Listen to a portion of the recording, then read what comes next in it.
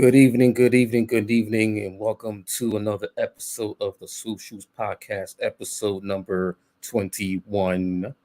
You got our host, as usual, Eric, right here. You got Armani, aka To the Playing, and then we got Ernest, aka Playing Champs for the You Lakers. know, 2-0 in the playing upcoming. You know, All right, and then our special guest, we got Sean in the yes, building. sir. What S up? I Hype, my boy Sean. Yes, Welcome, welcome, sir. welcome to the pod, man. We're all just letting you guys know ahead of time there will be a lot of Heat Nation. Yeah, You we know, out here. a whole lot of Heat Nation. Let them have their fervor or whatever it is. But we'll get into where we see the Heat coming in this year and in the season out. But to kick it off, obviously, NCAA is fresh. Sweet 16 is actually live right now. We had a huge upset, Gonzaga losing to Arkansas. Quick thoughts on that, Eric? Um, it was as obviously one of the biggest upsets today, right now, besides the Kentucky and St. Peter's what happened last Thursday. Um, a lot of people had Gonzaga winning it all, the top team in the tournament. Um, I just think that Arkansas played their game. They slowed it down, and Gonzaga, which usually scores more than 75, 80 points a game, they got held to 68 points. So, and Drew Timmy didn't have a good game. Chet Holmgren didn't have a good game. The Arkansas guards, they were There was a guarding lot them of questionable well. fouls on A Chet, lot of man. questionable. Uh, those Yeah. two in particular were Okay. So kind of egregious, man. listen. So it's been like that this whole tournament. The refereeing has been atrocious. If you go back to the Sunday game, the Illinois game against Houston, when the Illinois player went on a fast break dunked the ball, hung on the rim, but was called for a technical foul, Yeah, which that was was That was crazy. that terrible. was one of the Yeah. more egregious calls. I mean, if we've been complaining about the NBA referees for the last couple of years, the college referees has been just like god awful, and it's like, ooh. So the NCAA needs to fix that ASAP. Anyway, so Arkansas, they're back to the Elite Eight. They were there last year and lost to Houston. They're trying to get back to the Final Four for the first time since 1995. They're going to play Saturday. Villanova also holding on to beat Michigan. Close game, but Villanova pulled it out late. And then they're going to try to get back to the Final Four when they won the championship back in 2018 and 2016. They're looking strong as usual, Jay Wright and his squad. So we got that going on. We got Duke playing tonight against Texas Tech, and there's one other game tonight. Fill me in on that. Um, You have who's the, UNC versus UCLA tonight. Yeah, yes, game. Carolina UCLA tonight. Yeah, that's gonna be a So big matchup. I another got big. UCLA winning that game, but So we expect another two good matches to end tonight's slate, and then tomorrow you got St. Peter's versus Purdue. I got St. Also, Peter's pulling that yeah, one out. Y'all I crazy, guess. man.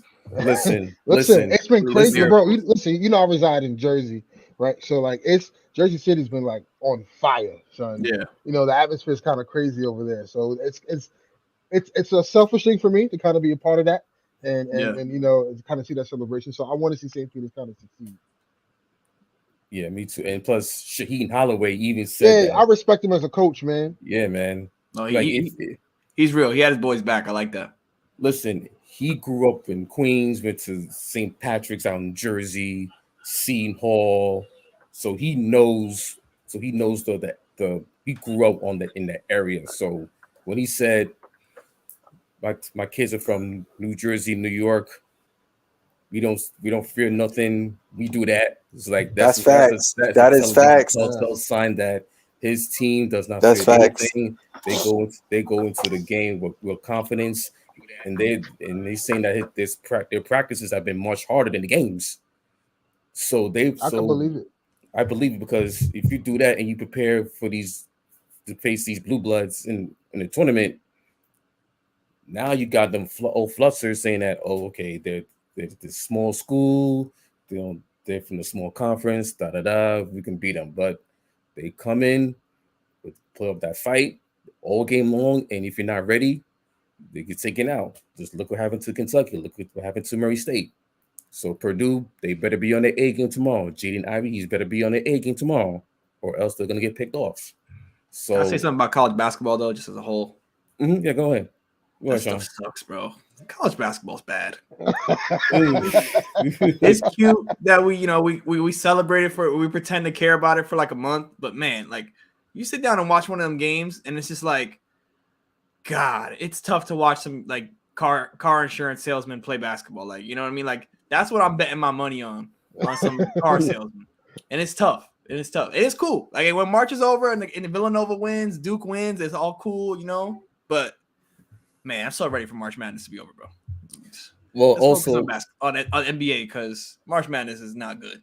Well, anyway, so plus also now that it's kind of back to it was originally before the pandemic happened. Yeah. Now you get the whole scout. This is where the draft scouting comes in. This is where players who are not that known during the regular but season. You know what it is? You know what it is? It's like because of the whole NIL situation now, right? And then like I'll always harp back to this about college basketball.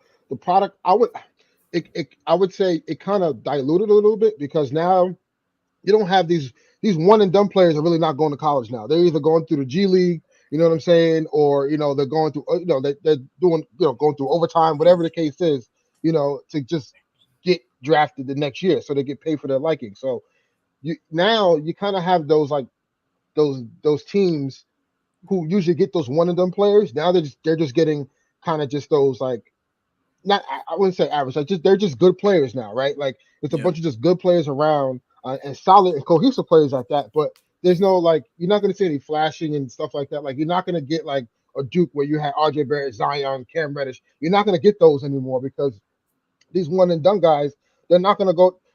The NBA is going to be soon done away with the one and done rule anyway. But like these guys are not going to go to college now because there's other routes for them to either get some money really quickly and and be able to like brand themselves because now in the social media era it's all about branding. So it like that's why kind of I would say college basketball maybe diluted a little bit and you don't get that excitement anymore because there's no like marquee names. It's kind of flowing back to now schools are the marquee as it was before in the 90s and stuff like that. Yeah. So also just to correct so tonight's Texas Tech and Duke, Houston versus Arizona, and then tomorrow is St. Peter's, Purdue, Providence, Kansas, North Carolina, UCLA, Iowa State, Miami. Oh, North Carolina, UCLA plays tomorrow. Yeah, but tomorrow, yes. So that's just all in a nutshell for the Sweet 16, and then the Elite Eight will be Saturday and Sunday. Then next Saturday is the Final Four, and next Monday is the title game. Thank God. And then the week after that is the final week of the regular season. That's what we need to be on. Now, so since we segue to that, since we're coming up on 3 weeks to the last Sunday of the regular season. I think it's like 11 games left. Lakers got 11 games. 10 games left. So yeah. Most of the teams have got 11 games left, 7 games left. So we got teams fighting for seeding positioning. Some trying to get into the top 6. Some even trying to stay in the play-in. Some try to at least get into the play-in. So we're gonna go to the NBA contenders versus pretenders. So hold on, I'm gonna just say something real quick, Sean. I know you just said like college basketball is trash. This is like my mental break that I need from the Los Angeles Lakers and the rest of the NBA. So I respect that. Respect that. I just need a mental break, man. Like yesterday was the first time I watched a Laker game in like a good amount, couple of and weeks. They actually played well, it's man. like we was hustling, right? Yeah, we was hustling, and then I wasn't even mad. I go to sleep, wake up. I go to sleep, wake up, and we took the L. I'm just like, oh well, I'm glad I didn't watch it. Listen, I needed these 2 weeks. I need these 2 weeks because after you're a Knicks fan, so the last game I actually went to, it was brutal. So I'm like, the Nets game before the All-Star break, up 28, lose by 7. So like, yep, I'm done.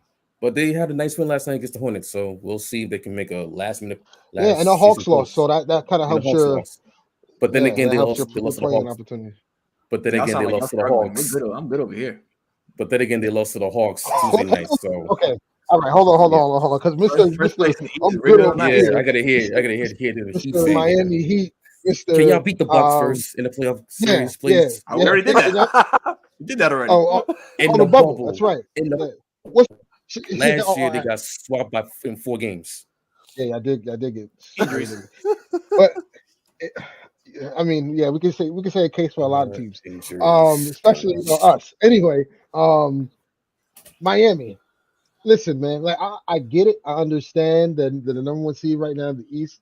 I just think by a fault, not of their like kind of doing, so to speak. Yeah, boo Miami, boo. That's right. That's my girl. Shout out my girl.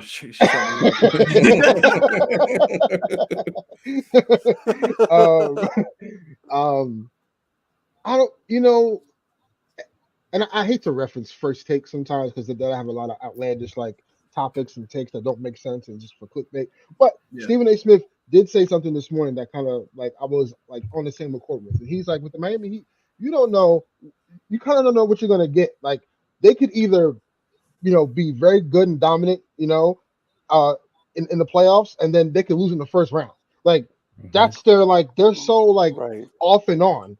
And it's like honestly, if you guys are playing the Nets in the first round, I think you guys are losing in 6 games. Only because I just think I don't have the defense, we understand that, and the ferocity you guys played with, and the physicality that you guys played with, and the attitude and the toughness. But at the same time, can y'all go bucket for bucket with Kyrie and KD? I don't think so. That's the main question. So not with Jimmy Butler shooting 9% from 3. Just saying. I'm gonna speak as a fan, and then I'll speak as like the truth. I think that I don't think we're gonna play the Nets in the first round. First of all, like I don't think we want that problem. I'm glad you admit. I think the way it's laid out right now, I think the Nets would play the 7, right? And then they play. Right. They play so the Nets will have to play Toronto. Yeah. And we don't know because Kyrie can't play because the Raptors are beating the Nets big time this season. So no pushover. So what may happen is the Nets may lose that game, that 7-8 game in Toronto. Yeah. Toronto gets the 7th seed and plays Milwaukee, and then the Nets will host the second playing versus either Atlanta or Charlotte, and they're gonna smack one of those teams. So evidently, what it looked like that the Nets will get the 8th seed, which evidently faces up with you guys right now as it'll stand. I just think it's shaky, like man. I'll give the Heat some good stuff and some bad stuff. The good stuff is every Heat team that's had this record before and the number 1 seed in the East has at least made the finals. That's what LeBron. D-Wade. That team consists of LeBron and D-Wade. LeBron, D-Wade, Shaq. They ain't coming through that door. All right. As far as I'm concerned, there's no Shaq on the Miami Heat right now. There's no LeBron on the Miami Heat right now. There's no D-Wade. Come on. Anton, come on. There's no Alonzo Mourning. No Tim Hardaway. No PJ Brown. No Udonis Haslem with the Kurt Thomas baseline jump shot. Like Ronnie Torio cornrows. Like, come on. Every team that's made the finals in the past like 5 years has been top 10 in offense and defense. The Heat cover that too. Hey, listen, like I said, like I gotta see because I haven't seen Victor play like extended minutes with you guys yet too. So I gotta see how that works out and rotations and all that. Well, that's what's shaking us up right now. Because like it's taking shots away from Tyler Hero, it's taking shots away from Jimmy Butler. It's like you guys have to figure that out. And Duncan, he's been terrible as of late. I don't know what's going on. He's been struggling. Yeah, we're gonna trade him to the Knicks this summer, so it's all good. Yeah, that's fine because we taking Cam Reddish from the Knicks this summer. All right, whatever. Listen, Tibbs don't believe in him, bro, and he is clutch. You already know that phone call coming through. We wanted him at the trade deadline. Yeah, but it's happening. We're trying to get that trio. Enjoy that trio. enjoy the Broadway show of Russell Westbrook and Julius Randle next year. That's all I'm gonna say. Just No. enjoy it. That Oh ain't my happening. God. That better not happen. Just enjoy Listen, it. we won. Just enjoy Listen, it. Wait. I'm trading Julius Randle ASAP this summer. Listen, Nah, I don't What want he to. I do said, not tell want to break Virgil to some. put brick on my brick. No, That's what he said. no. I will actually revolt and not go to Knicks games next year if they do that. well, No. well, enjoy, because you guys didn't revolt when you signed James Jones to that lucrative contract, right? Anywho, boom. Next, so as we go into the contenders and pretenders, give me. I guess we'll start with. Let's start it off spicy. Give me your pretenders, Sean. Well, I had 3. I'm gonna Okay. go with the East, and then let's do the East, Yeah, and then East we'll and do the West. West. Yeah. All right. So in the East, I got Philly, pretender. I think we're all universal on that. Yeah, I agree. Mhm. I mean, I don't know. Harden decides to come to work. I don't know if he decides not to come to work, bro. Just stay home. If you're not gonna play, stay home. But what also He out here scares messing me. up people parlays, man. No, let's not talk about that. Talk about Yeah, that. right. What scares me about them is that it's injury. Like Yeah. Yeah. even like last night against the Lakers, like James Harden went down and B got hurt, and I was just like, man, like the offense is so heavily reliant on them. Tyrese Maxey is going to have to play out like lights out, I think, every series, and I Which he think has. Mhm. Which he has. he has. But I just think James Harden is the key in all this, and because I think Embiid's going to be able to do what he wants to do. No one's going to be able to stop Embiid. Maxey, I think, is going to be able to be consistent in what he's doing. That the key is Tobias Harris and James Harden, Mhm. and I don't know if they're going to show it when it matters the most. So, Yeah. and they kind of lost all their depth with with that trade with Brooklyn, and plus your backup center is DeAndre Jordan. Good luck. Yeah. No, and I agree. I think that it looks really good when it's good, Yep. but it looks really bad when it's bad. Yeah. You know what I Yeah. mean? And that because they get punched in the mouth, and I don't know if I know Embiid's ready to go. I just don't know if Harden's ready to get punched back. You know what I mean? Right. Yeah. Mhm. And I think what may happen, unfortunately, is that if I can see them getting knocked in the first round, like if they're playing Boston, I think Boston could beat them in the first round series. See that? Well, Boston's No, fourth, I so think- they might be in the second round. Yeah. Yeah. But I think personally that, unfortunately, if that happens, Doc Rivers is getting canned. And you know who's right I behind mean, there's him? no Mike question D'Antoni. about that. Mike D'Antoni is going to slide. I don't think they're so quick to do that. They're going to. There's no question about Doc Rivers. Listen, they Watch. got Ben Simmons out of Philly ASAP. You think Doc Rivers Yeah. is on the safe side? Nope. I will say what they do have that going for them though is, like I said, Tyrese Maxey playing out of his mind. He's a max player in my head already.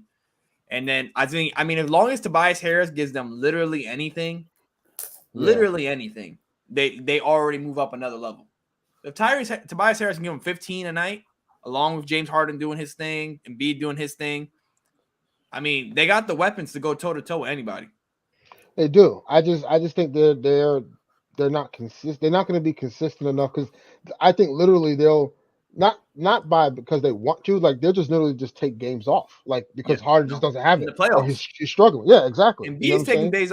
I mean, I think Embiid's like not played like in all the playoff games that they've had. He sat Right. playoff games. Yeah, I know with James Harden, you can't afford to do that.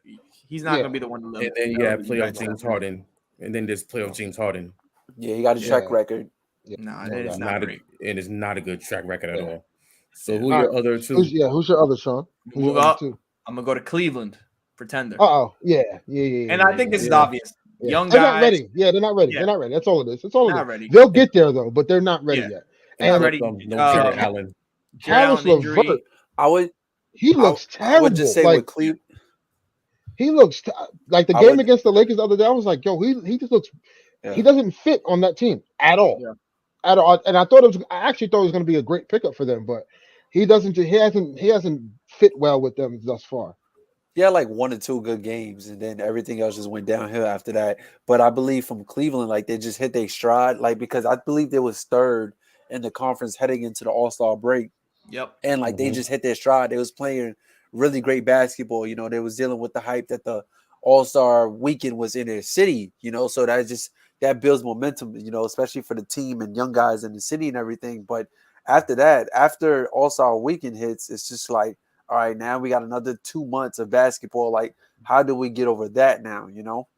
So yeah, that we can all agree that they're pretenders. But that's not like it's not like Philly though. Like I think Nah. Philly's Yeah, had the guys on Philly have had opportunities to prove it, and they haven't. They're just Right, pretenders because exactly. they're just young. They haven't experienced it yet. Darius Garland, is actually having a breakout year. Remember, we didn't have Cleveland High this season. Nobody did. No, Nobody saw this coming. Playoffs, Right. If they win 2 games in the first round, it's a winning season. Absolutely. Yeah. Absolutely. They have no expectations at all. Yeah. Now my last one. I'll move on to my last one, and then we're gonna be spicy with this one. The Nets. The hell? Oh my God. I can see why. I can see why. Eric's with me on this. Listen, oh my God. Did you watch? If we watch, I'm not worried about Kyrie. He gonna get 30. I'm not worried about KD. He's gonna get 30. Nobody in the league, not Miami, not Phoenix, is gonna stop that. It's gonna happen. I think it's the others. But I'm worried about those other guys, bro. If you watched that Memphis game last night, they went Patty Mills and James Johnson in pick and roll 3 straight times and got a bucket 3 straight times. Okay, so who are they missing though? What do you mean? No, Ben Simmons. Hey, Ben Simmons and Seth Curry. I haven't seen it though. With playoffs is a week away. 2 weeks away. I haven't seen it. I don't need to see it. I know. They announced tomorrow Ben Simmons out for the season. How you feeling? Oh, all right. I'm feeling different now. Here's the thing. If they don't have Ben Simmons, they get knocked out in the Eastern Conference Finals. If they have Ben Simmons, they're getting. If they don't have Ben Simmons, the Nets are getting knocked out in the Eastern Conference Finals. Yeah, I don't see with Ben Simmons. The Nets are going to the NBA Finals. That I can see. Yeah, but I also go to they're just like Philly. They made this big, huge roster change, and they have basically a month and a half to figure it out. And then that's Philly. Now, Ben Simmons, if he comes back tomorrow, that means you're giving them a week and a half to gel. And I get it. Is James Harden's an easy? James Harden was an easy. Just throw him in with Embiid. It works.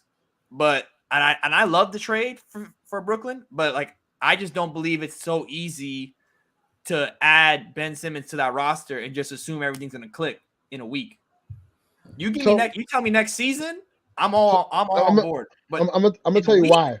I'm gonna tell you why it's gonna work in a day, because all Ben Simmons has to do is 2 things: facilitate and defend.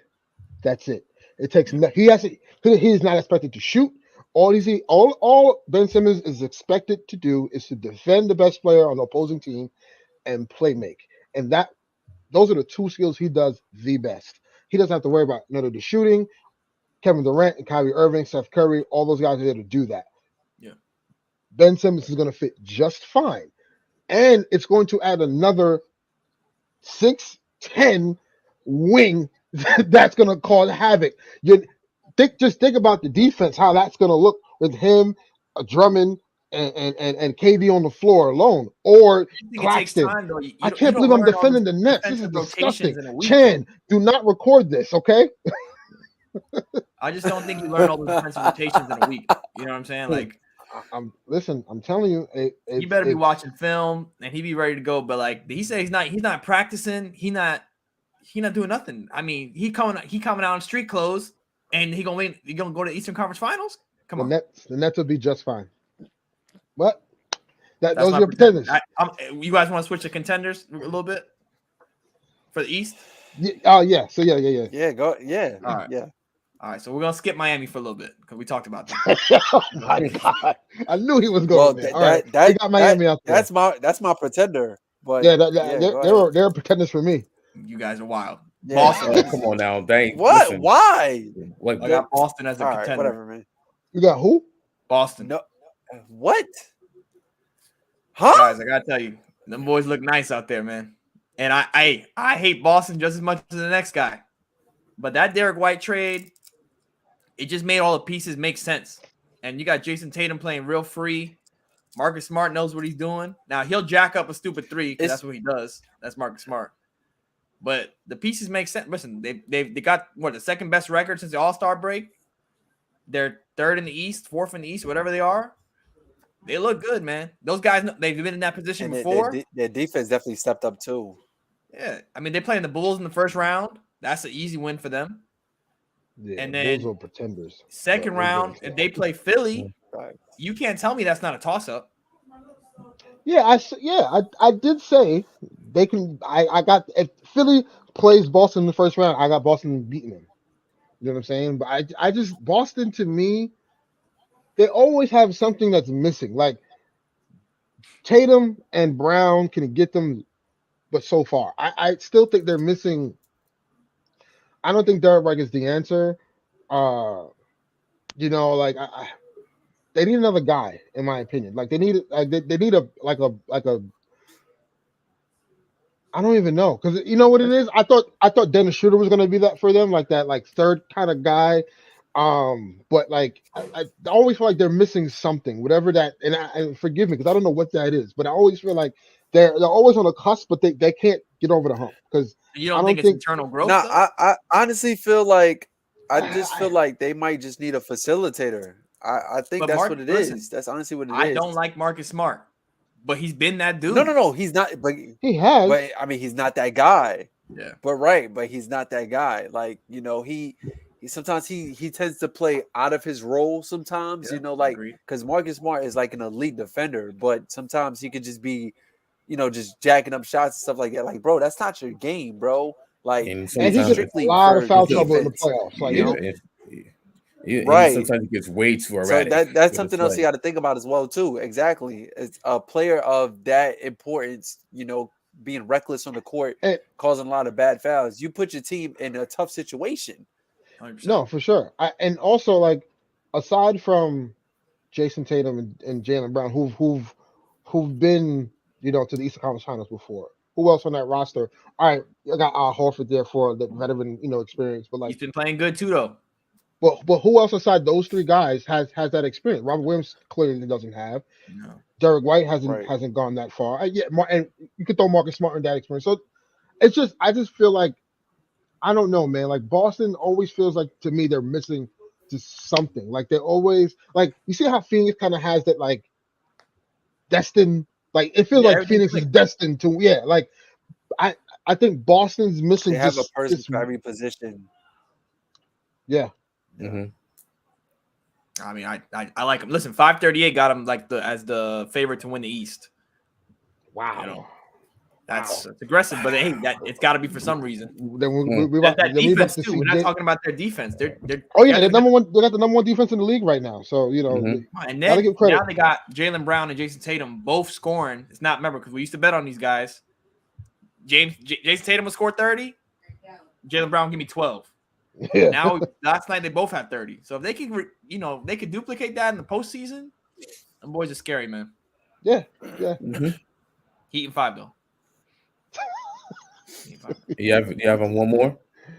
I mean, I think it's obvious. Milwaukee. I mean, I don't want those problems to the Eastern Conference Finals. Yeah, listen, that's my pick to kind of repeat, unless the Lakers go on like a magical win, whatever. But like, people not talking about Milwaukee enough. Brook Lopez just got back. He's starting to look good. Giannis, like this dude is developing a consistent jump shot, which is scary because now in the playoffs, you can't build no wall against him because he's going to just shoot over you. Drew Holiday is taking a step, I think. And Chris Middleton everyone knows in the playoffs, that dude is Michael Jordan at home. Like reincarnated. Exactly. So every mid-range jump shot is going in. Yeah, I agree with you, Sean. Like Milwaukee, man, a lot of people not giving them enough credit, but I don't think nobody want them problems in the East. At least early. I think what happened in the beginning of the season, they didn't really finals. It was a finals hangover. They care about the regular season, man. They didn't care. Yeah.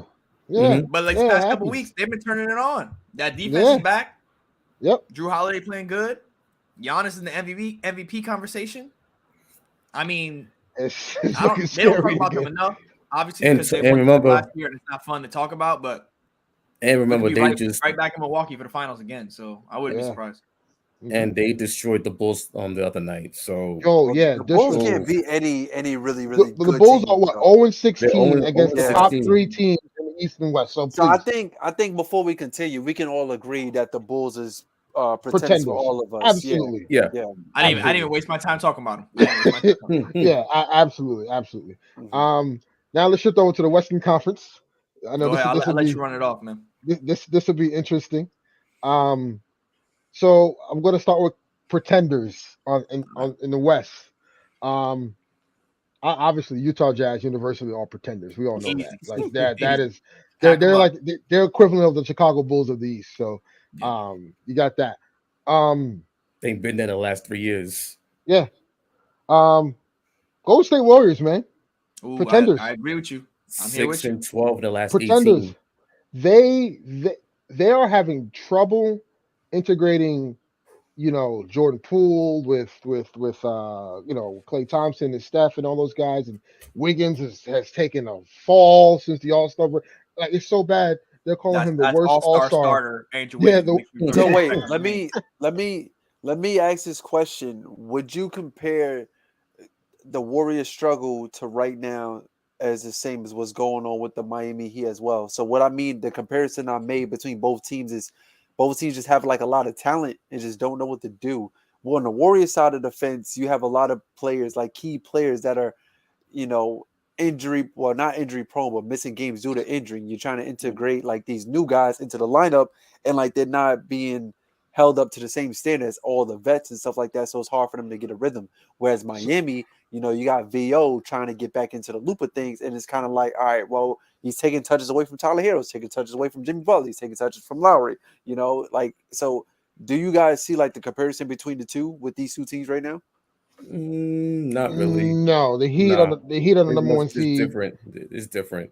I The will Heat say are- I like your question, but I will say like I think the difference between the Heat and the Warriors, if they're trying to integrate Klay Thompson, who's like a very important piece for them, whereas like if this Victor Oladipo doesn't work situation, they can bench him tomorrow. He may not touch the floor in the playoffs.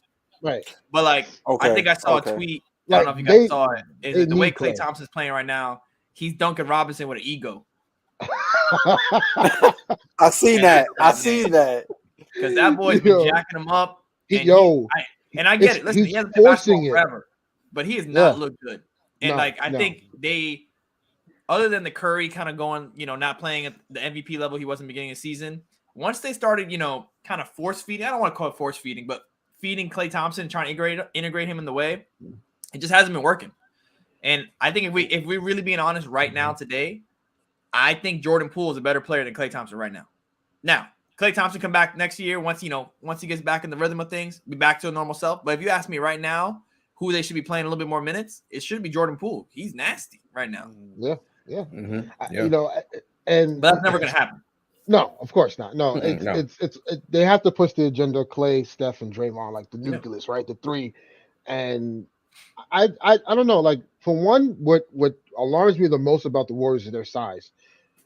There's so much pressure. There's so much pressure on Wiseman when he comes back to be this like guy to rebound and block shots and defend the paint. Like I don't know if we don't know if he's going to be able to hold on to that pressure and accept that challenge.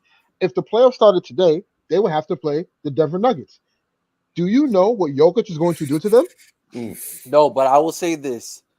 You got to give it to Kevon Looney. He's been holding his own, especially against the top bigs in the league. You got 45 years old.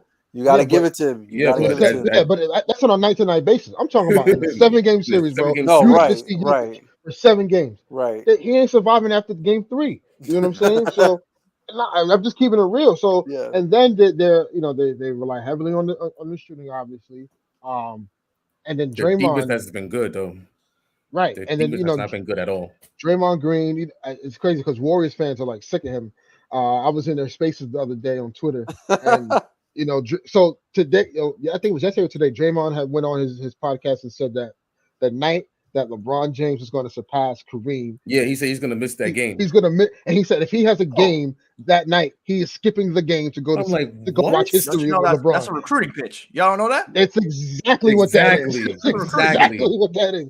Because here's what I was thinking. Honestly, I can see Draymond Green being a Laker. I'm just putting it out there. I'm just putting it out there. It can happen. Or LeBron being a Warrior, but hey, man, I'm just gonna. Oh, that's gonna be yo. I mean, keep it low. That's gonna be different, man. We'll get to your trade scenarios in a All minute. right, Oh Sean. boy, here we go. So moving on. Golden State I have as pretenders. And then my third pretender. A lot of people are very high on them right now, because they're hot and they're the talk of the town and G12 and all this stuff. Sheesh. Memphis Grizzlies Yeah, are pretenders, same. guys. Yeah, They are they're pretenders. way They're- overhyped right now. They're Yeah. just a little ahead of their curve, and it's okay. You know what I'm saying? They're playing great. They have a good thing going, and the regular season is all nice and it's all fun and it's all like happy, and we're shooting threes on everybody in the middle of freaking February when nobody wants to play. We're smacking teams and all this stuff. In a 7-game series, things are different. Now, I'm not saying that they're not going to be a tough out, because I think they are. John Morant, to me, has that mentality. Reminds me a lot about Kobe, and I hate to throw this around loosely, but he does give me that Kobe attitude. Like, he's just gonna constantly go for it. That kind of Russell Westbrook kind of factor. But I just think when it's real tight, and now teams can focus and scout you for 7 games, it's gonna be a totally different. It's gonna be a totally different atmosphere. Agreed. This is why people say, and again, I hate to keep bringing up the Lakers. This is why people say, oh, if Memphis sees the Lakers in the first round, Lakers are winning that series. It's only because LeBron James, one of the greatest basketball savants, is literally going to break them down for I think it comes down to adjustments. I think if it's the Lakers, Clippers too. If Paul George comes back, Clippers are beating Memphis in the first round. That's just my opinion. I just think Memphis it's like is you said, it's like once it comes down to scouting, adjustments, and all that's that. how you're gonna have to beat them. Knows how to play one way, and that's been working. But like once we hit the playoffs and you're starting to force, hey, those John Morant fast break lobs ain't coming no more. Yeah. Or the fouls a little bit harder. The refs are letting things go. You know what I'm saying? Like, are they used to that? Yes, they had last year. They beat the Warriors in the play-in. You know what I'm saying? And they played the first round series against the Jazz. And they won game 1 without no Donovan Mitchell. And then what happened the rest of the series? Right. No, 5 games. It's similar to Cleveland. They just got to pay their dues, man, and it looks good. Hey, I'm happy for them. Memphis deserves it, but everyone pays their dues, man. At the end of the day, it doesn't matter how good you are. Like, at the end of the day, you have to pay your dues, and that's honestly this team reminds me of Oklahoma City 2010 when they made it to the first round and played the Lakers. They gave us a 6-game series. Like, there was a team that it was like, all right, Yeah, I knew from that series. I was like, exactly. I knew. I was like, we're gonna lose the series to that team on their run. Watching that series, I knew KD was going to be a headache for the league. I knew Russ was going to be a headache for the league, and just Harden coming off the bench. At the time, I thought that was going to be his role for like the rest of his career, because I thought they was all locked in, But just Harden, all 3 of them was just a headache, man. So now look, right? So that's what this Memphis Grizzlies team reminds me of. Just like a lot of energy, like a lot of young guys, and just kind of like we're just happy to be here. Yeah, they're playing free. But also, right, just happy to be here. But then it's like, all right, when you get punched in the mouth, right? Like, how do you come back from that? Like, what retooling do you do? What small tweaks that you do to build a better roster? Or how is John Morant going to read a defense that's guarded him a certain way on a consistent basis? Can he adjust in the moment during those games?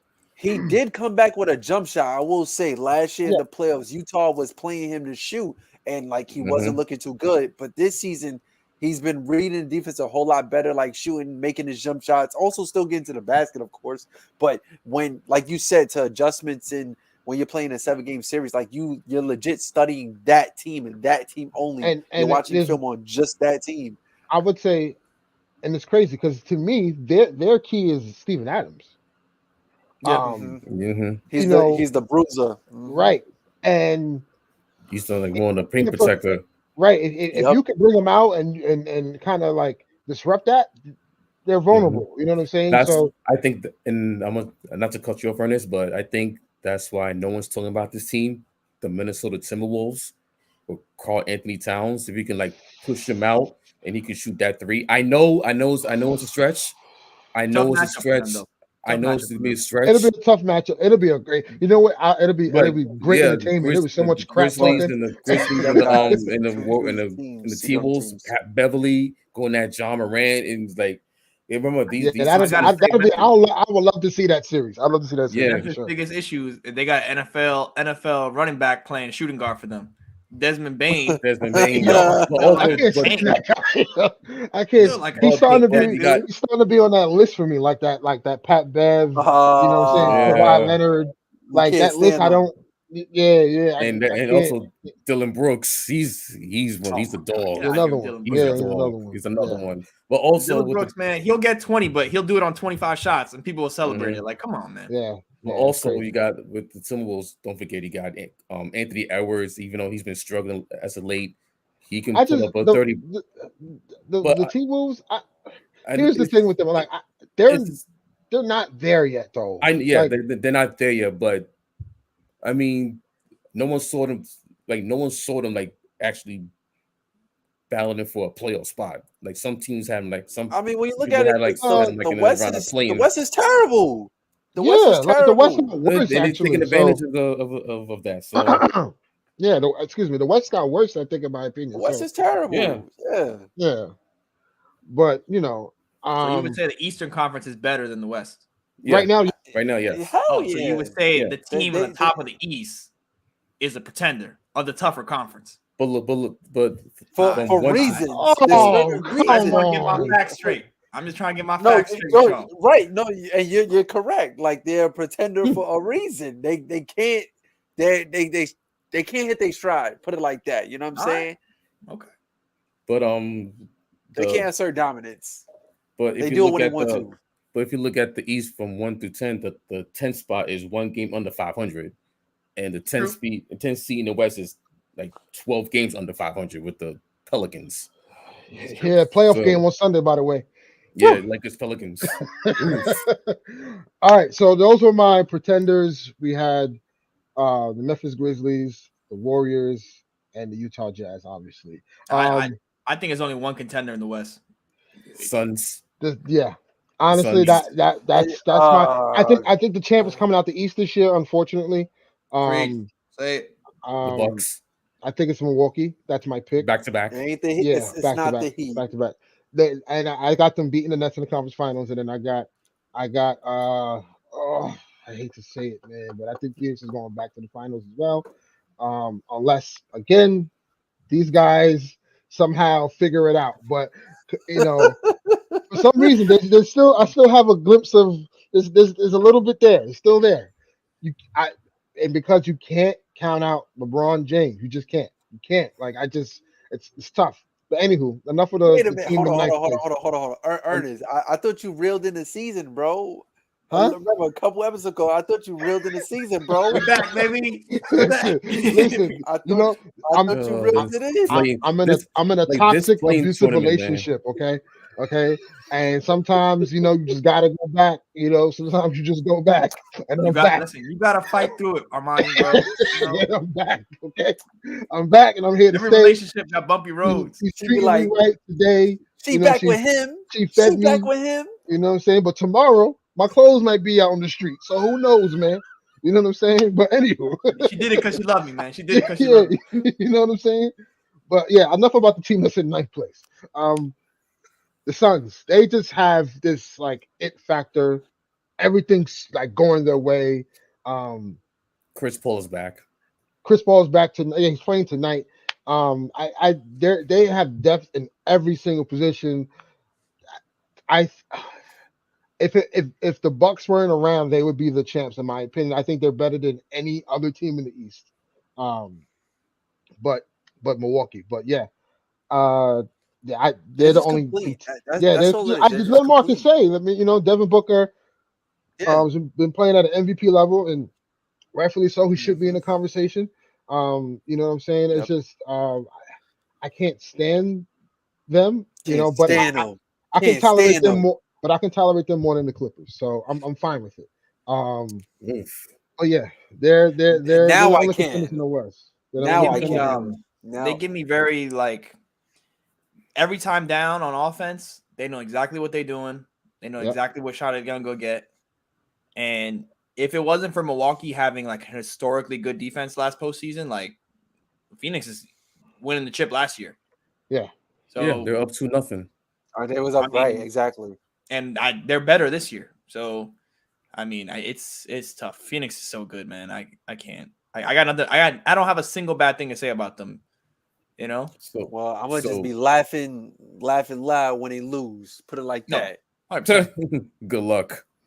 Good luck with that. Yeah. Telling you. So the Pelicans about to beat the Bulls. So they're gonna be at 31-42.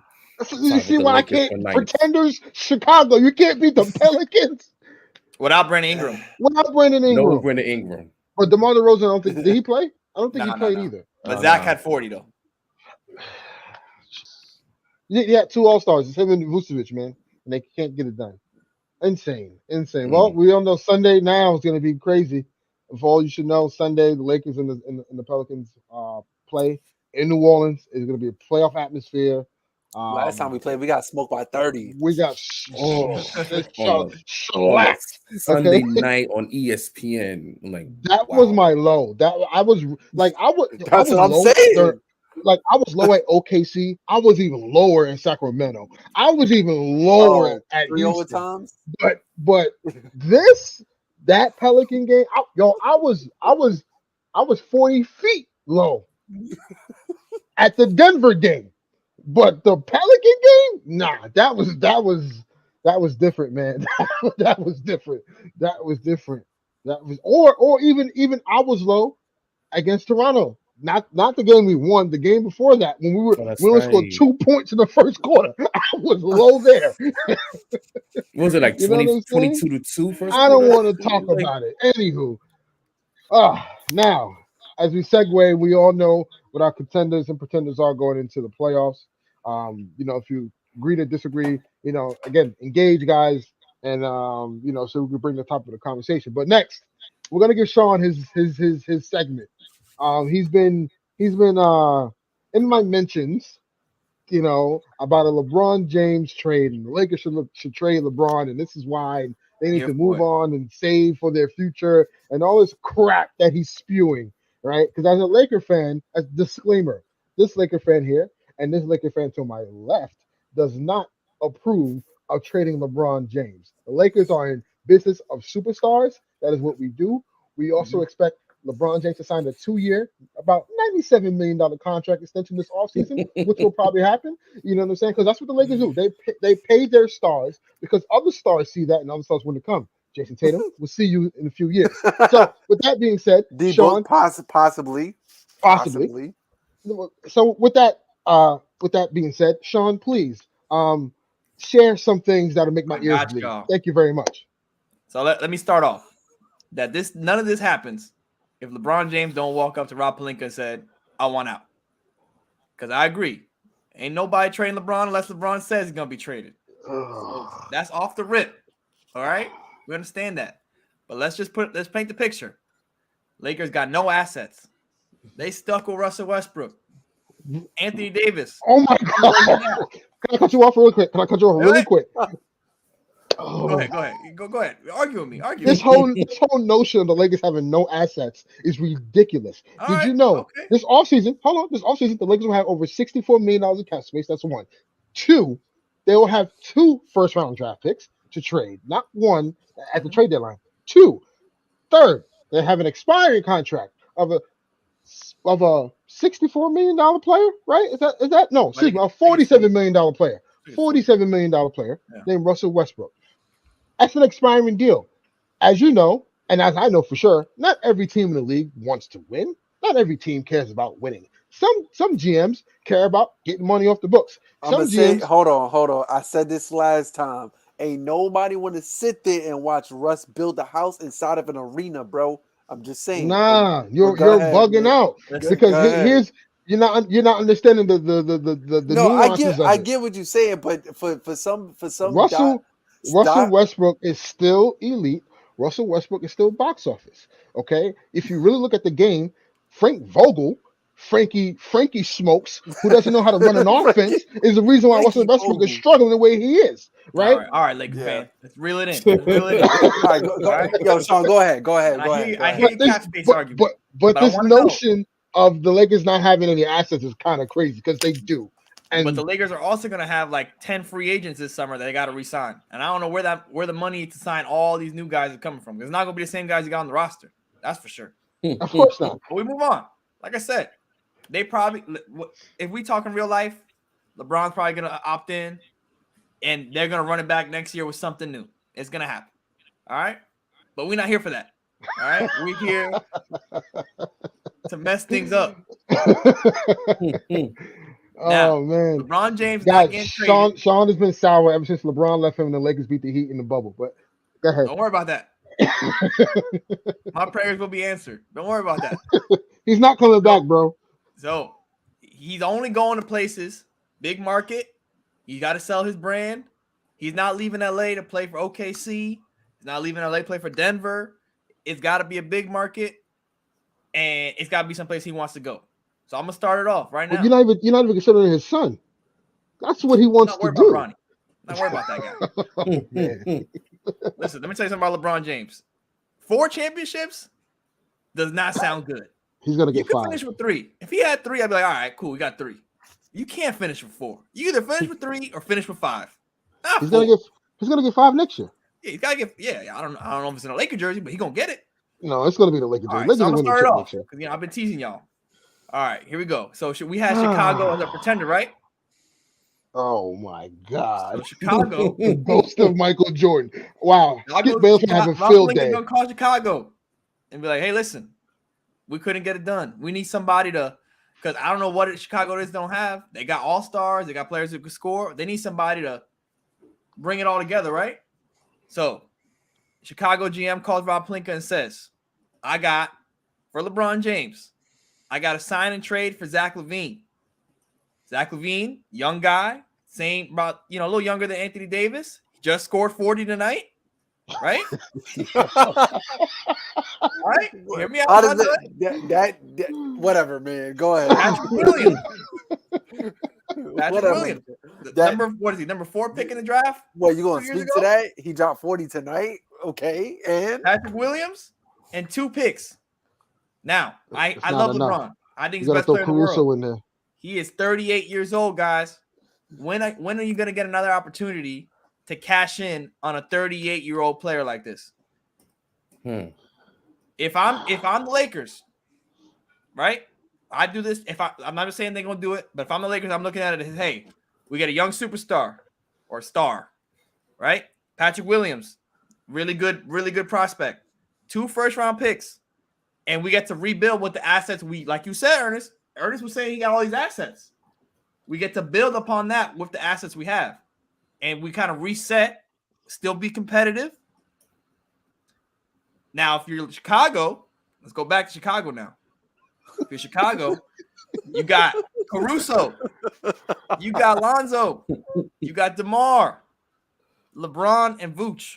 You got a defensive guards. You got DeMar put the ball in the basket. You got Vooch, solid center, and LeBron. That's a nasty squad, man. That's a good squad. Here's the thing, though. They already gave up picks. They already gave up picks for the Vucevic trade last year. So you're gonna give up another 2 picks and Pat Williams, which is basically another lottery pick. I hear you. For LeBron. So now you just sped up the timeline for the Bulls. Absolutely. But you did not trade for 30-year-old Vucevic and sign 32-year-old DeMar DeRozan if you were not all in. And if Zach LaVine leaves this summer, okay, where are you at anyway? Fair point. Because if they're not getting him the max that he wants, then you got to say he's gonna walk out and leave. So you do a sign and trade, get LeBron, and who else do you get? It's just LeBron. That's just it. LeBron. That's it. And so the Lakers will have. So the Lakers will have. So the Lakers have Zach LaVine, Anthony Davis. Who else? Patrick. Now, what they do with Russell Westbrook? Now, I'm assuming they still trade Russell Westbrook, okay? And you still get a package out of Russell Westbrook. So let's take the Russell Westbrook part away. So let's not fit the roster. Let's just worry about this trade right here. You got Zach LaVine, Patrick Williams with 2 picks. 30. He's 38, Ernest. He's 38, Armani. He's 38. All right. Give me at least give me a 1 out of 10. 1 out of 10. Eric's with me. I can see it. Eric's with me. He don't hate it. I can see it, but I just don't think the Lakers will pull the trigger. That's the whole point. That's the whole point. Let me hear your arguments other than listen, I don't think it's gonna happen. But let me hear your arguments because why either you don't. because Right. I think, So, let me be completely objective. Right. let me take the Laker emotion out of it. If that trade were to happen, the Lakers need Alec Caruso in that trade. It has to be Zach LaVine, Patrick Williams, and Caruso, and 2 picks, and you can have LeBron and THT. Simple. But you do it. You pull the trigger on that. No. LeBron asked for the trade. LeBron asked for the trade.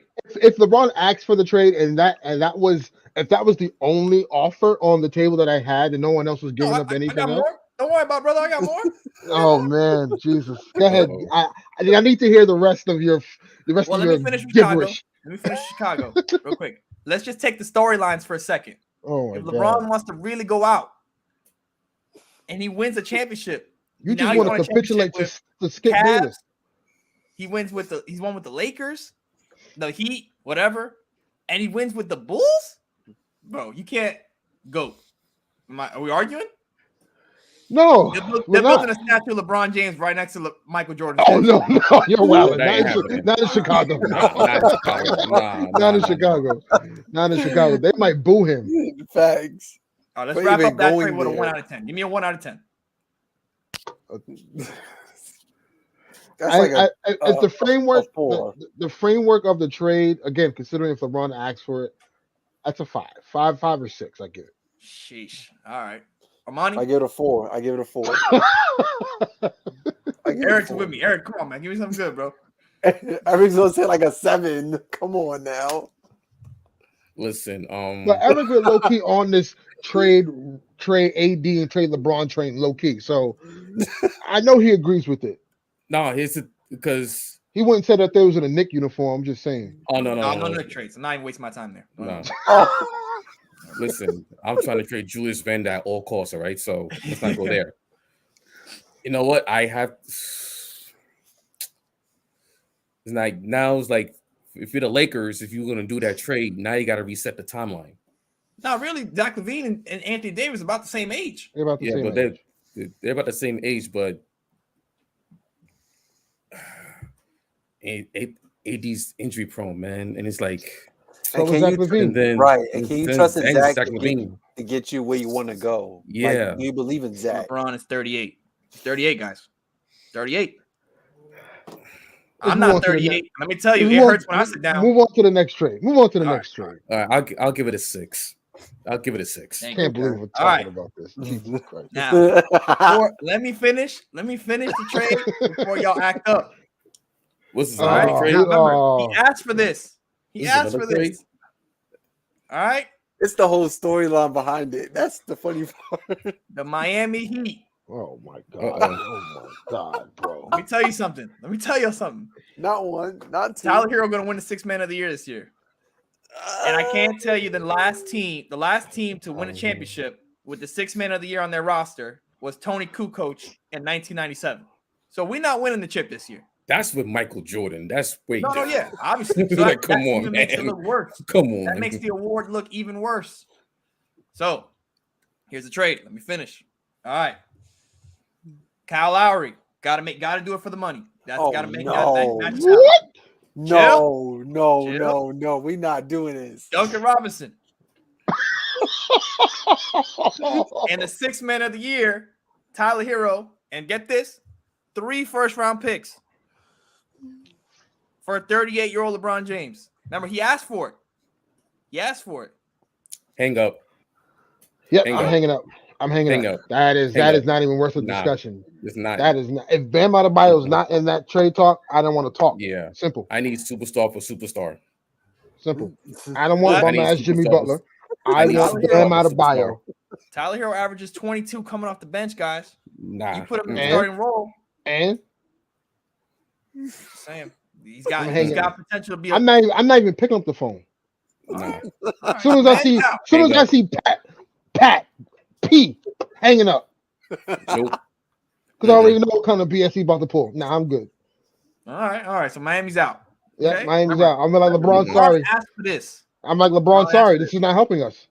Let me ask you. This other guy help calls us up. help you. This dude Daryl Morey calls up in Philly now. Oh Calls up in god. Philly now. All You right. guys, you put in James Harden this trade. No, we don't want the dribble god. James Harden. All right. Now, this deal is centered around giving the Lakers not this year, not this season coming up, but the season coming, clean books. They can go out and sign all the free agents they want after this. They got Anthony Davis. So this trade is not superstar, but hey, we reset. All right. Click. So I'm gonna start off. Tyrese Maxey. Tobias Harris. Oh Click. my Bye. God. No. Got it. No. Expiring contracts. We not doing this, man. Danny Green. Expiring No, contract. Danny Red. And the 2 picks from Philly. Guys, he's 38. He's 30. He's not 26. Okay. All right. But You're also, not getting the all house right, for 38-year-olds. And if So he asks to be Tobias- traded, So you Tobias gotta get Harris, something. Danny Green, and 2 picks. Yeah, Yo, listen. you They don't must- got a lot. I need more picks. I need way more They picks. don't got a than lot. that. Now, First you of all, again, Sean, if LeBron James is asking for the trade, I understand. But LeBron's gonna have to understand, hey brother, we need to get better too. That Yeah, trade but if you're the package you Lakers, just right, you spewed wanna- out, if you're the if Lakers, Tyrese you wanna Maxey- do justice if- by your superstar, right? give me Embiid, we got a deal.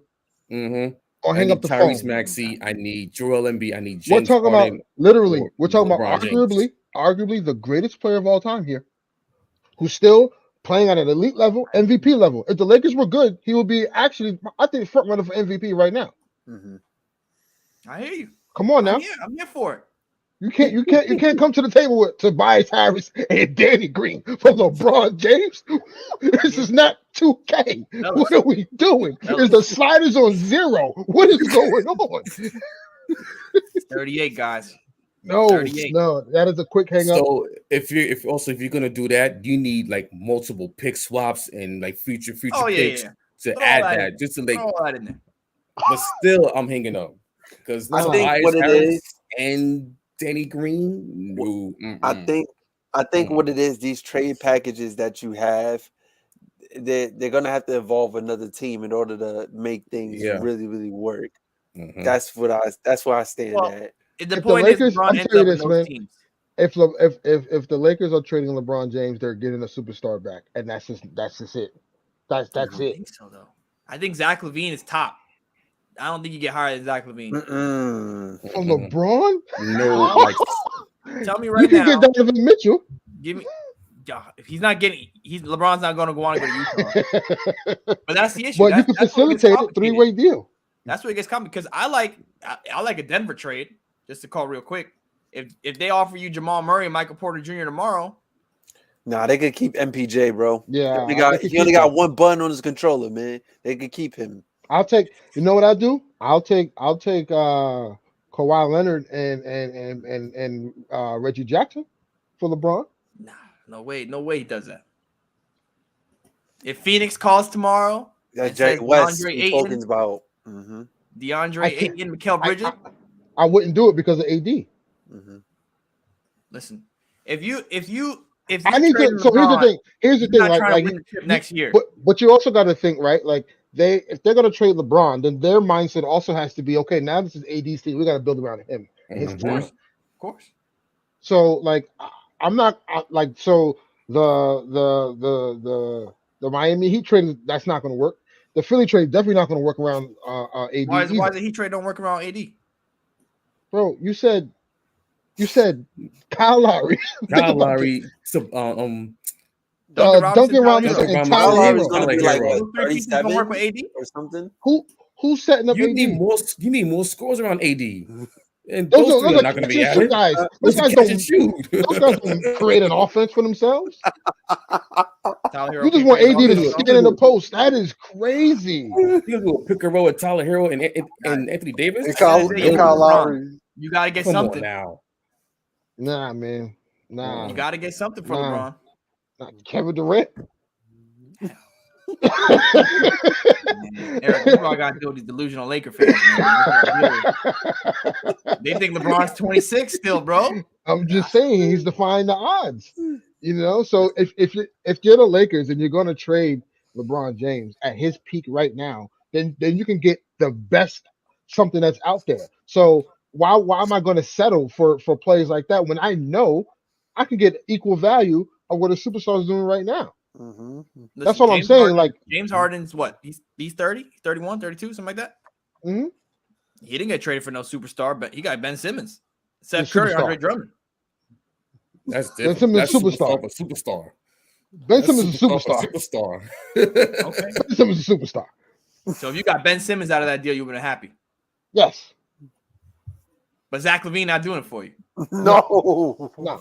No, Right. because He's a star, but he's not up there. because Superstar. at the very superstar. least, Ben Simmons can't shoot like LeBron, but Ben Simmons can definitely play alongside Anthony Davis. And I'm not saying Zach LaVine can't. I think he can, but I just think fit is going to matter, and the team's not going to be built around Zach LaVine. It's going to be built around AD.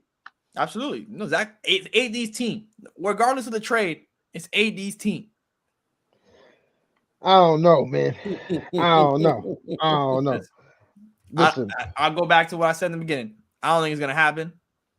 And if it doesn't take LeBron James knocking on Rob Pelinka's door and saying, "Hey, I need to go," then it's not happening. But at the same time, fellas, LeBron's a free agent next year. He could walk out that door for nothing. And as a Heat fan, I know what that feels like, and it's not nice. he's not going to be a free agent next year, though. He's signing that extension. You could book that. Listen, And I ain't just saying it to say it. I say it because I know he's an extension is coming. Trust me, it's coming. man. I thought so too, man. I thought so too. Well, y'all was like, on the decline for sure. Oh, AD I mean, we made the on finals decline. last year before he left, though. Yeah, we weren't no 9th seed in the West. We made the finals. Well, we were injured last. All right, okay, you got it. I'm not even gonna get into this All right, because there's context behind everything. Speaking of the finals, and speaking of top players in the league and everyone like that, I want to get into it's kind of a hot topic of conversation on Twitter is your NBA All NBA first, second team, and third team, right? Very limited spots. A lot of players who play the same position are exceeding, so people will be left out on the first team. Also, it may dictate someone's contract like agreement or something like that they have, or incentive rather that they have in their contract. So, Armani, we're gonna start with you, right? Okay. And I want you to give me your NBA All NBA first, second, and third, and each of us will do ours. Mhm. I'm gonna say And one thing though, real quick. yeah. So I think the NBA might change this. So I may change the skew. They might go from positions, point guard, shooting guard, forward. They might go just front court, back court. So No, I know I made my list. Isn't already like that though? Back court, front. No, it's one center on the front on the first team, Yeah. two forwards. I did it based on I did it front court and back court. That's what I did. Yeah. Yeah, that's how I did mine as well. All right, so that's cool with me then. All right. Okay. All right.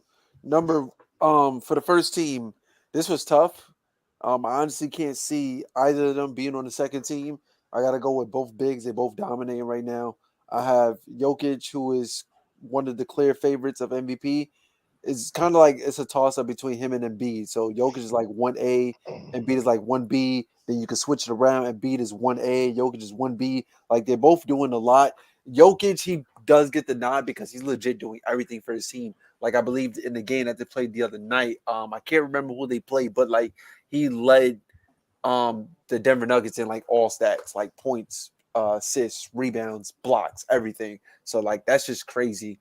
I have Braun in there, of course, obvious reasons, no need to elaborate. For the other front court position, Ja Morant, and the last one was kind of hard, man, because it's like these guards, they would go on like a stride and then they would just like fall off, you know. But then again, I don't know if you could really count this guy as a guard because he plays both the small forward and shooting guard position. You guys know where I'm getting at. I'm talking about DeMar DeRozan. Like, he's been a heavily favorite MVP for like the entire season. But it's just like, remember, I believe like 3 episodes ago, we were just talking about like MVP race and everything, and DeMar was hot.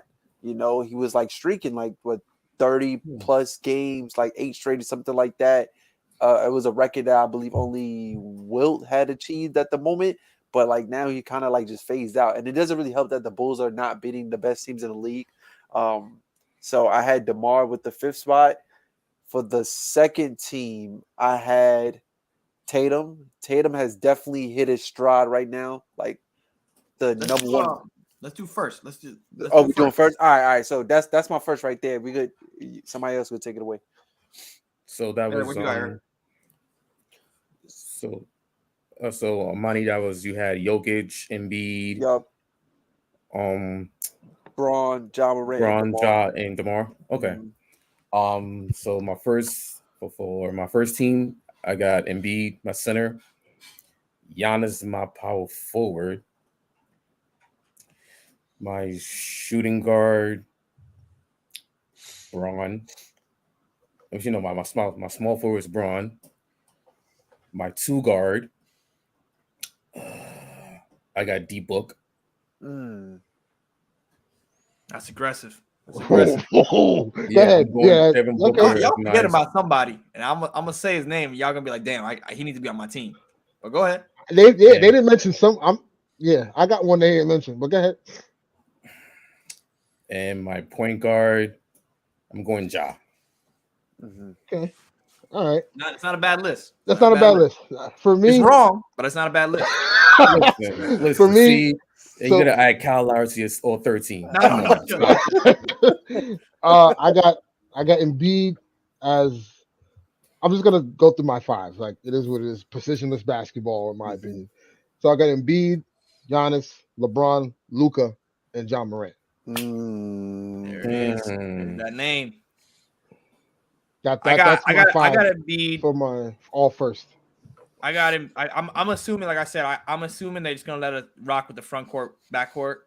I got him beating Jokic. It makes no sense that if you're the runner-up MVP, you finish second team all NBA. Exactly. Yeah. You should be all NBA first team. So I got Jokic and Embiid, no doubt about it. They're on the list. Giannis, he's right there in the MVP discussion. He on the list. LeBron, he's gonna get traded for Zach LaVine, but that's not on the list. He on the list. And I got Luka, man. Those are the 5 baddest guys in the game right now. I'm not arguing that. That's on my list. I mean, if I wanted to pick 5 in the league right now, those would be my 5 dudes. Yeah, for me, honestly, I was really torn with the Embiid, Jokic, like tandem together. Because at first I had them together, and I was like, you know what? Originally, I had Jokic, Embiid, LeBron, Giannis, Luka.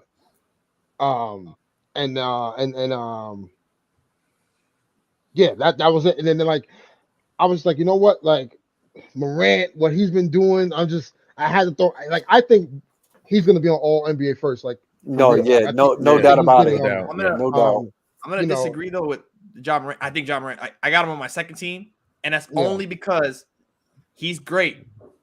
But if we're talking like the positions, like just the way that for sure, like Luka and LeBron, like, and then you got to take into account he's not gonna play for 2 weeks now, and that goes into the voting of how many games played. You know, that's true. So he could easily make first team. Yeah, but if you're asking me today, I'm taking Luka or LeBron over Ja Morant right now. But hey, if he makes the first team, I ain't mad at it. So Sean, give us your all NBA second. Yeah. So perfect transition. So second, I got Ja. Once again, that's because that's just how the math worked out. But if he's first team, he's first team. Yeah. I got Steph Curry second team. Mhm. Now I know he fell off a bit, but Mhm. he was a leader in MVP for a hot minute. So Yeah. Steph Curry. Mm-hmm. I got Jason Tatum. Yep. Mhm. I got Jason Tatum, my small forward. The Boston's nasty, man. Yeah. I got Durant. Can't forget my boy KD. Yep. Mhm. Yep. KD. And this guy's second team only because Jokic and Embiid made first I know team. where you're going because I had the same thought. So I got Giannis. Karl Anthony Towns with the second team. Oh, I didn't. I Karl actually Anthony had Bam, and I flipped. I put Bam on 2 and Karl Anthony Towns on 3.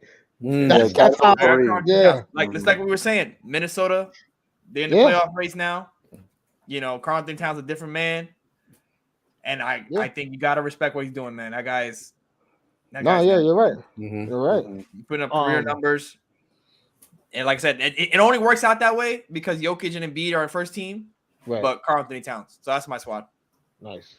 Eric, give us your all NBA second. Second team, Jokic, Cat. My small forward, I'm going Jason Tatum. Mm-hmm. My shooting guard,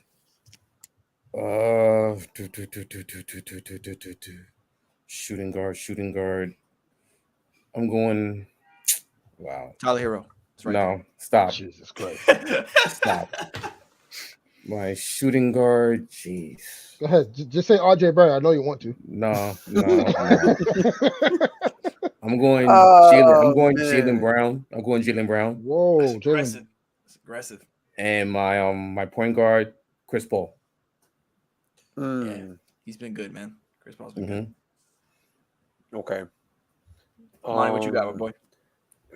Second team, I got Tatum, KD, Giannis, Luka, and Steph. Okay, that's nice. That's nice. That's a good squad. Yeah, I have because I wanted to put Jokic in the beat first, but I moved it. So I have Jokic, Tatum, KD, DeRozan, and Steph as my All NBA second team. Yeah, if KD would have played more games, it'd have been tough for Luka, I think, to be All NBA first if KD would have played more, because I think LeBron and KD would have got those 2 slots for sure. And I'll kick off my NBA third team.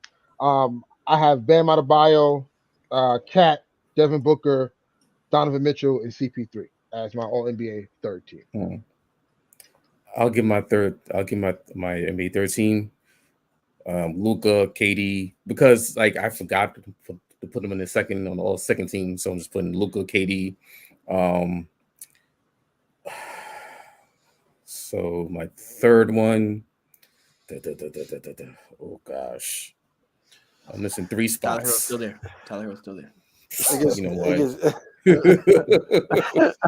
Jimmy Butler he'll make a case for it, though. I'll tell you that. Yeah, he should be 9% for 3. Mm-hmm. DeRozan. Put that up. I'm putting DeRozan on the 13. Mm-hmm. Okay. I got 2 more slots. CP3 got to be in. Yeah, he's got to be in. Yeah, he's on my second team. He's on my second team. Did you say Steph? That's right, Steph Curry. Yeah. And then the last spot. Jeez. I think Devin Booker or Donovan Mitchell, man. I already got Devin in my first team.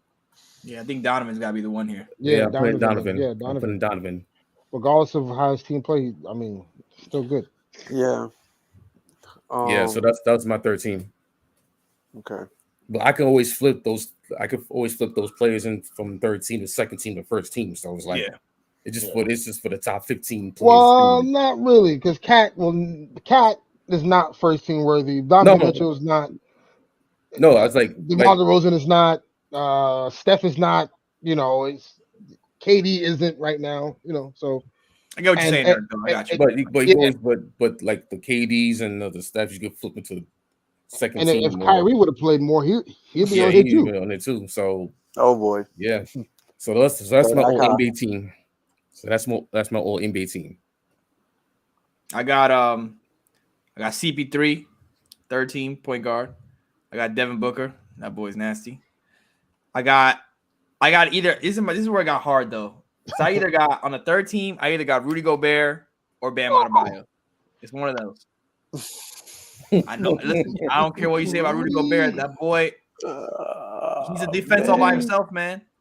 Yeah, he defense for a reason. Yeah, remember 2020. I'm gonna just say that, guys. This season though, regular season. This is a regular season award. No, yeah, but I say 2020 for a certain reason. That's what I'm saying. Boy, stop the season all by himself. Someone's all over all over. So, I mean, that's my toss up. I don't know. I'm gonna go Bam because that's my guy, but it could be Rudy, it could be Bam, and then I got DeRozan third team.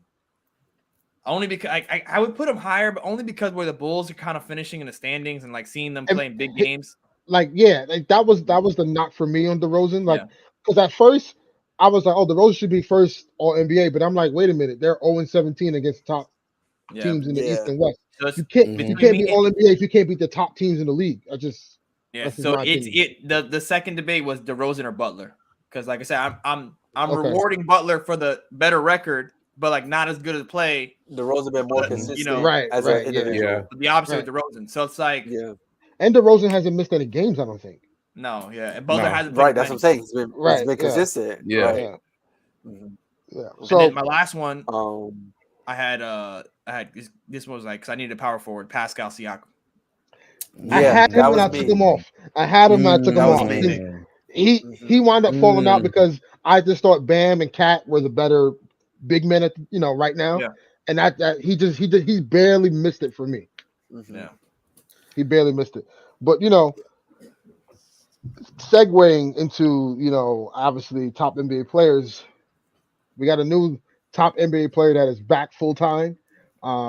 Mayor Eric Adams in New York City has lifted the ridiculous mandate of unvaccinated players who reside in New York City cannot play, but unvaccinated players who don't reside in New York City can visit Barclays and Madison Square Garden and participate in games. Can we all agree is a money grab though? For the hold on, wait. It's not just a money grab. The New York Yankees made a phone call and said, "Yeah, this is not going down this way." Yeah, Randy Levine, I'm saying. That's exactly what happened. Money grab. Yep. Yeah, exactly. They're like, "Oh wait, Aaron Judge can't play." No, that's not happening. He's playing. And also, but it's only for money.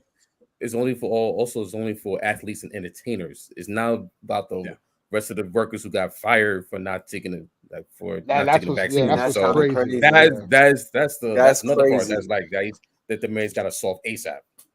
Yeah, no, I mean without the politics behind it and without people getting screwed over, like at the end of the day, the Yankees, the Knicks, the Nets, the Mets, they make New York and so much money. That have their best players not available. You're doing your economy, your local economy, such a disservice that his hands are tied. Like you got to let it ride. Yeah, you got to let it ride because of the fact that you're allowing players from other cities that are unvaccinated to come and play. So it's like what? It's either you're in or you're out. So if that's the case, then do what Canada did. If you're unvaccinated, you cannot come to the country. Right, like that's just what they did, right? So it already was a gray area in that mandate. It didn't make sense. And then on top of that, when they lifted now unvaccinated people could come in and visit. So like Kyrie walks in the building and he's sitting courtside. He's high fiving all his teammates. He's literally sitting on the. He's literally on the court. Literally, he's literally on the court and literally showing the mayor up like that. Yeah, but it. He had to do it because the mandate didn't make sense regardless. Like it just didn't make sense. So Kyrie coming back now into the fold of things and being full time. Obviously, the Nets need it badly. That they've lost a lot of games due to his absence alone. How do you guys feel about the Nets going forward? I think for me personally, Kyrie Irving back playing full time. I think the Nets are a lock to at least get to the Eastern Conference Finals. Just by seeing what happened last year, playing with a hobbled James Harden. What was the last 8 seed to make the Eastern Conference Finals? Remind me. The New York Knicks, I think. What year was that? 99. All right. Who did the Knicks beat to get to the? Who did they beat? Exactly. Right. Oh. Remember Remember Allen the Houston? infamous Allen Houston. Allen Houston. Allen Yeah, Houston. yeah, Like come on, yeah. man. Man's ran to the Miami. other side of the court and did a fist bump. Yeah. Like you really set yourself up for that, huh? I just think the Nets getting Kyrie back full time, like it's like one of the greatest buyout plays you can get right now for them. So I think they're a lot for Eastern Conference Finals, man. It's just the offensive just they're the two most skilled players we've ever seen. But you could see, remember, we're talking Ben Simmons not cleared yet. Like I No, said, no, earlier. you're right. Yeah. So you can see how that offense is great. Kyrie had The defense, 45. the defense is terrible. The defense is terrible. KD had 35, and they still lost by like almost 20 points last night. Yeah, but So they were also I down in that game, and they came back and took the lead. Best buyout player of all time. I hear you, but I can't agree that they are locked because if they beat the Heat, they got to go through Miami. They got to go. If let's say right now, if they go through Miami, then they have to go through either Boston or Chicago. Or Boston. Chicago. Let's go Boston. Yeah, let's not talk about it. They got to beat Boston. They're beating Boston, and then they got to beat Milwaukee, either Philly or Milwaukee. That's a tough road, man. That's why I said Eastern Conference Finals. They're a lock for. I think they're getting to the Eastern Conference Finals. This is without any Ben Simmons. With Ben Simmons, they're going to the finals. They're going to the finals. I just think adding him defensively they're gonna be such a juggernaut. People are not realizing how good they're gonna be on that side of the floor with him next there. Season. You walk it. Listen. Next season they should be the favorite. Opening day next season. Oh no, the Lakers will be, but we'll get to that in another episode. The Nets are the favorite without a doubt by a mile. But right now, I don't see it. The Clippers may have a case for that. I think the Clippers next year, or the Chicago Bulls with LeBron James, they might have a case for it. Oh my gosh! Here we go. Here we go. I mean, I don't want to go on a tangent, but you tell me how the Lakers gonna fix this, man. Listen, we're gonna fix it because we have one of the goats. You know what I'm saying? One of the goats, and we're gonna segue to our last segment of the night as we conclude. Is there a GOAT in basketball? And for me personally, I don't believe that they can be. There is no such thing as a GOAT. Because to me, when I think of GOAT, the greatest of all time, that means you're the greatest at everything that basketball culminates. You're great at rebounding, shooting, defending, stealing the ball, whatever criteria. Sound like you're saying LeBron James. Sound like you're describing LeBron James. I am not describing LeBron because LeBron James is not the greatest shooter. Sorry. Is he? He's not. Right. I just think you can have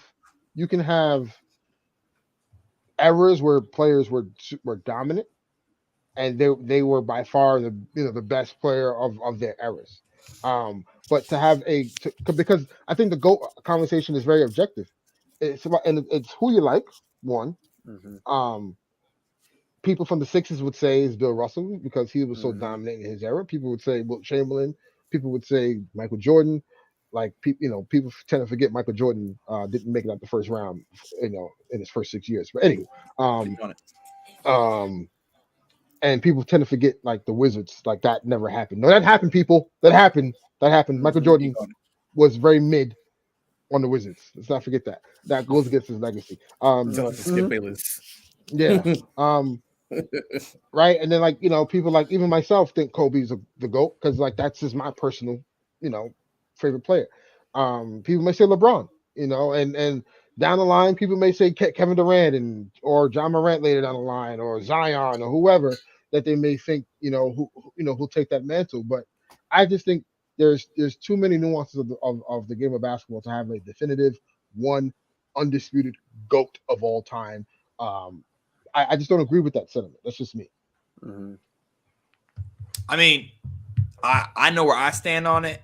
I think LeBron James is the GOAT, but I agree. Like it. I think where we can all agree, like you were saying, is like if we just do it by eras, we can kind of pick one guy. Mm-hmm.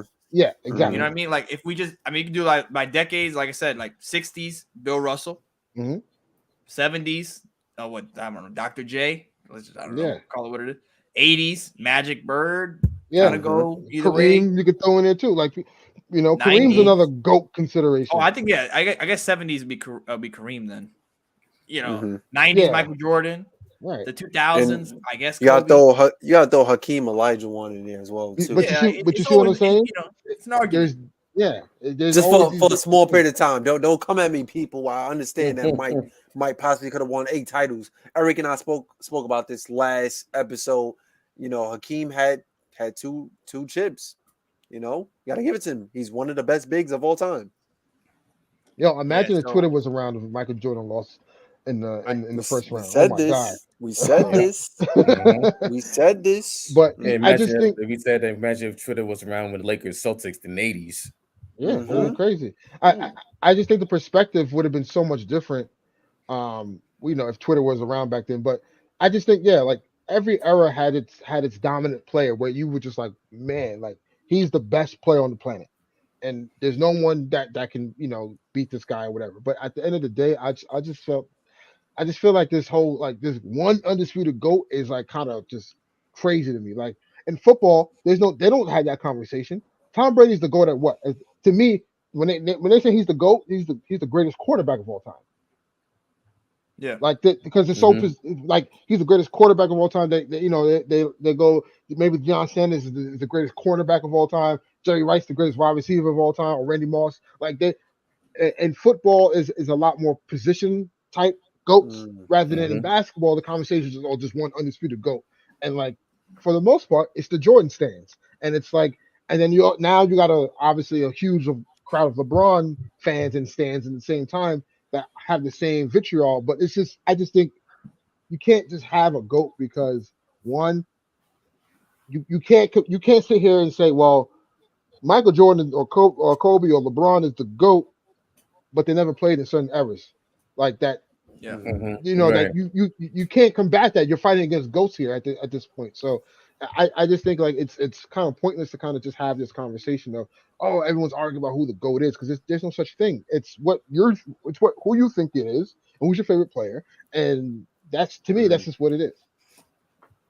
And also, I will say, like, it comes down to the player's body of work to stand the test of time, especially when we're going through different eras and everything. So, like, you also got to take the competition that these players played against, through these different eras, and like compare them to now.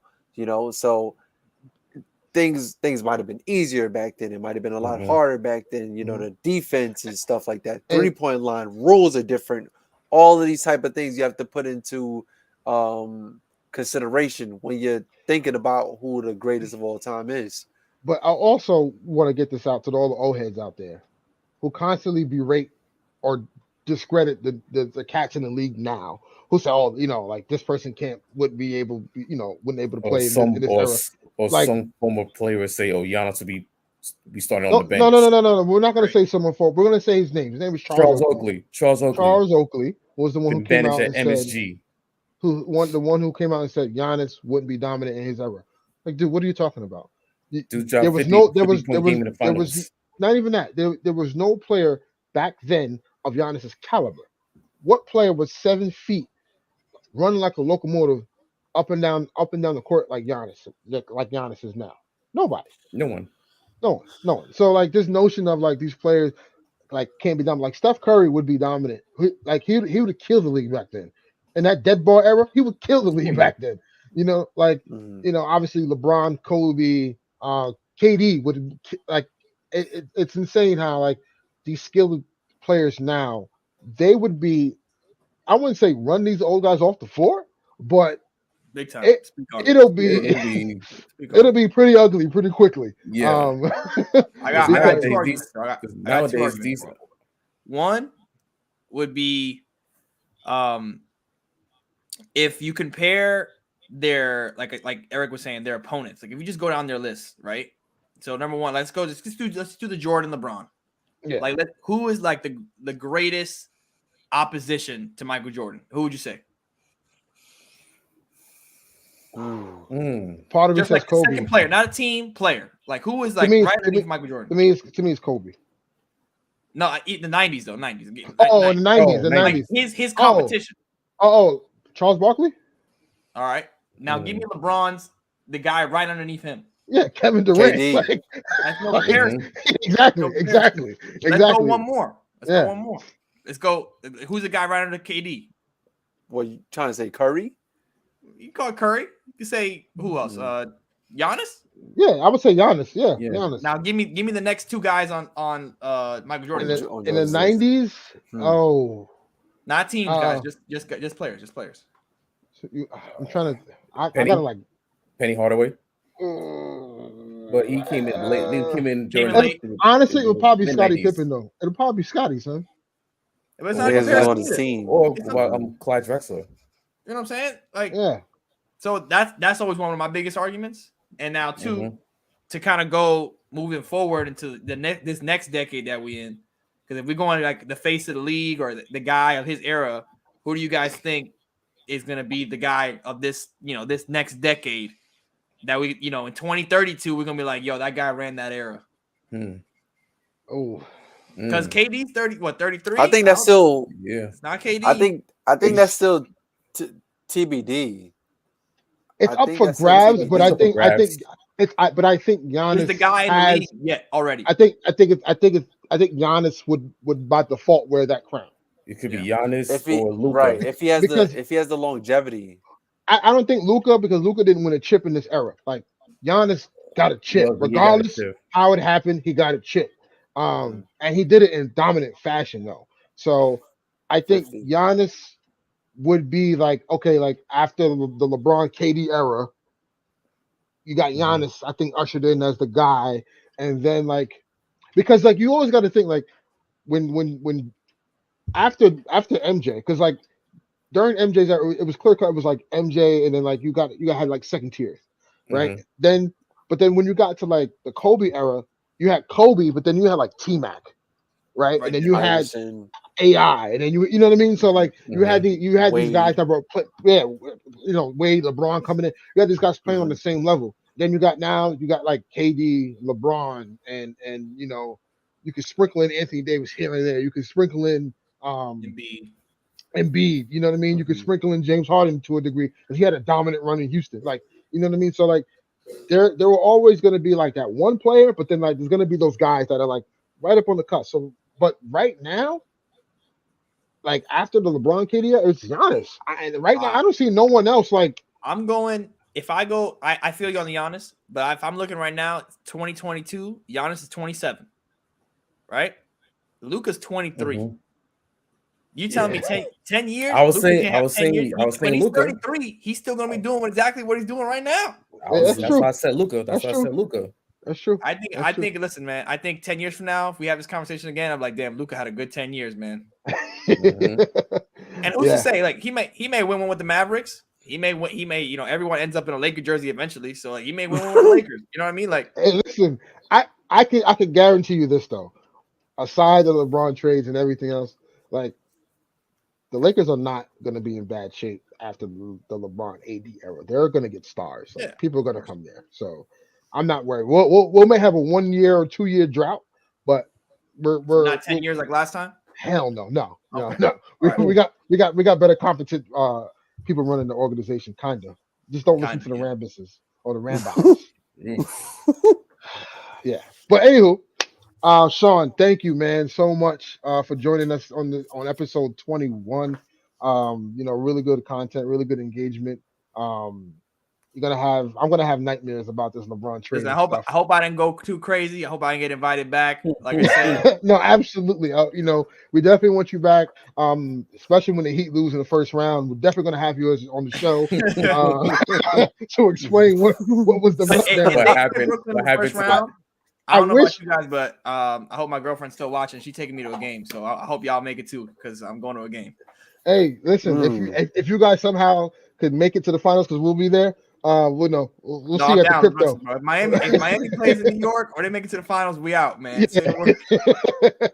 Absolutely. But again, guys, for those who are listening, rewatch us, like, subscribe to our YouTube channel, follow us on Twitter. Got a lot of stuff coming up. We'll have some Twitter Spaces. Trying to target this weekend to have one.